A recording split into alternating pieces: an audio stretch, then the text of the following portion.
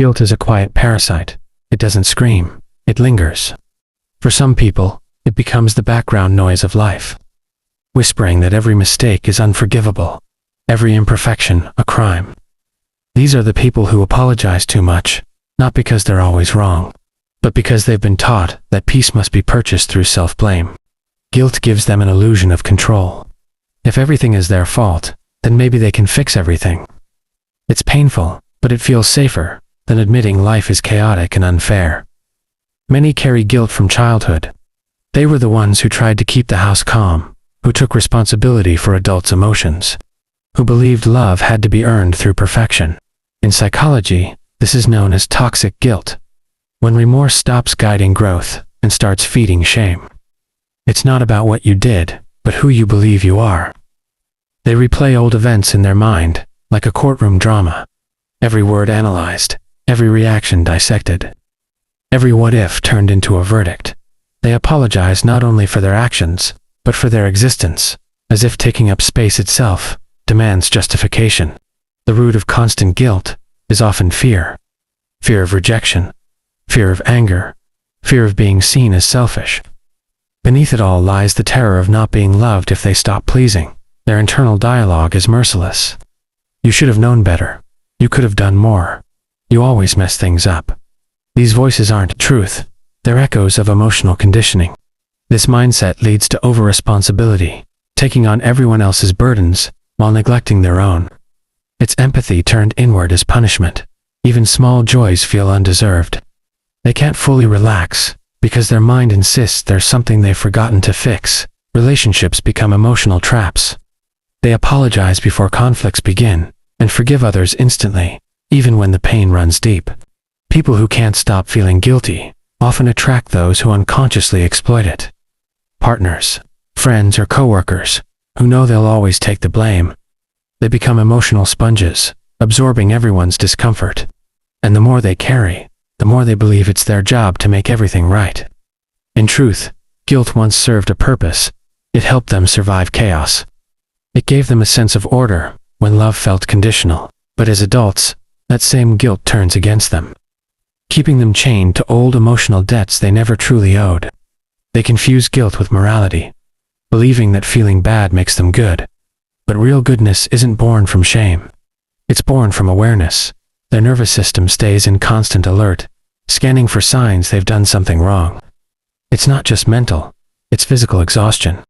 They struggle to say no because guilt hijacks their boundaries. Every refusal feels like betrayal, even when it's self-protection to them. Forgiveness is easier to give than receive. They believe others deserve redemption, but not themselves. This deep guilt often hides unresolved grief. They're not just sorry for what they did. They're sorry for what they couldn't do. The love they couldn't save. The person they couldn't be. It's the weight of impossible expectations. The child who tried to keep everyone happy still lives inside them, begging not to disappoint when life goes well. They wait for something to go wrong, because happiness feels like theft from someone who deserves it more. Even their success feels undeserved. Compliments make them uncomfortable, because their mind whispers, if they really knew you, they wouldn't say that. In therapy, such people often struggle with self-compassion. Their guilt resists it, as if being kind to themselves means excusing their sins. But guilt is not a moral compass. It's an emotional echo. It points backward, not forward. It binds. It doesn't guide. People who can't stop feeling guilty often over-explain. Silence feels dangerous because it leaves space for misunderstanding, and misunderstanding feels like failure.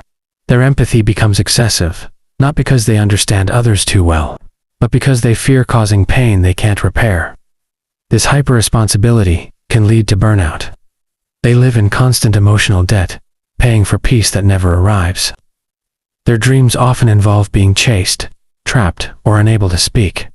The subconscious expression of unrelieved guilt. Yet guilt, like any emotion, carries a message. It's not asking for punishment, it's asking for release. Healing begins when they realize that feeling guilty doesn't prove goodness. It only proves they care. And caring shouldn't hurt this much. They must learn the difference between accountability and self-crucifixion. One corrects mistakes. The other worships them.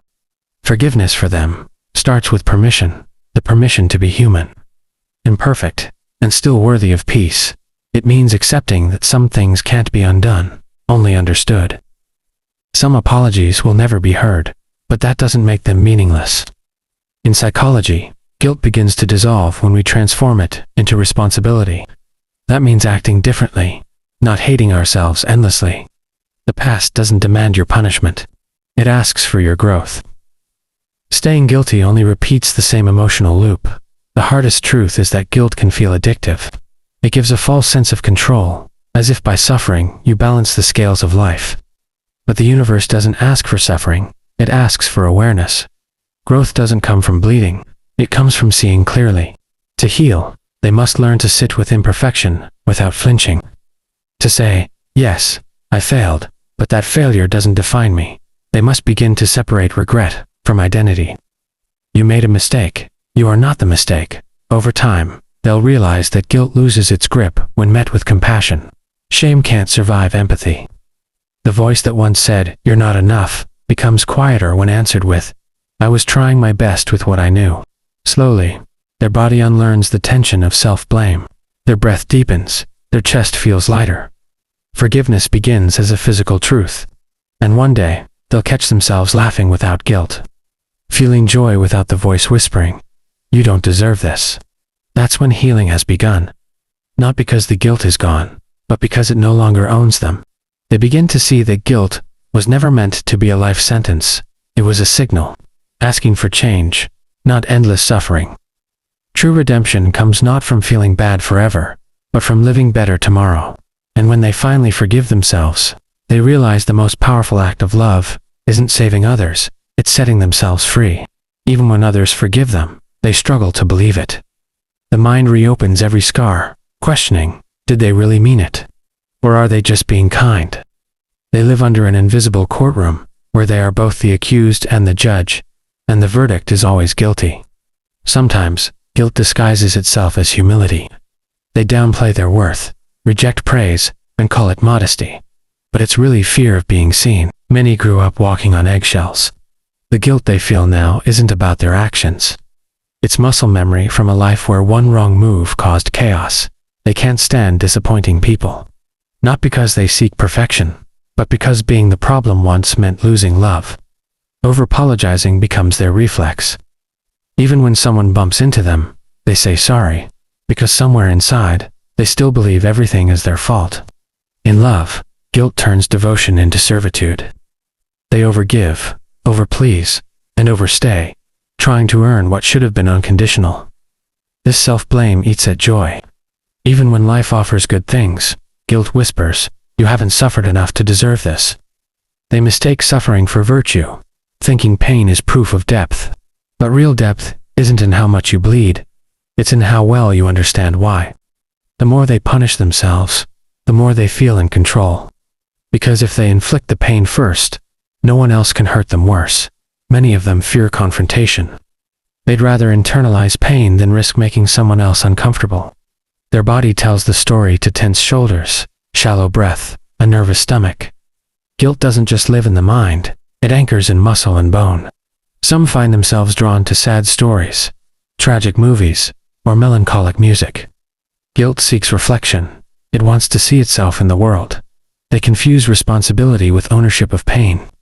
Someone else's sadness becomes theirs to fix. As if empathy means carrying every wound, but guilt can only be transformed when it's understood. It's not a monster to kill, but a message to decode. The message often says, "You care too deeply. You've mistaken compassion for control. Let go." Healing comes quietly. It doesn't announce itself. It arrives the first time they forgive themselves for being human. That's when they realize guilt was never loyalty. It was fear dressed as love. And love, true love, doesn't demand your suffering.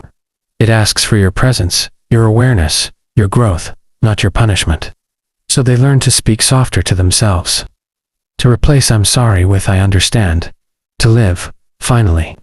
Not as a sinner seeking pardon, but as a human, finally allowed to breathe.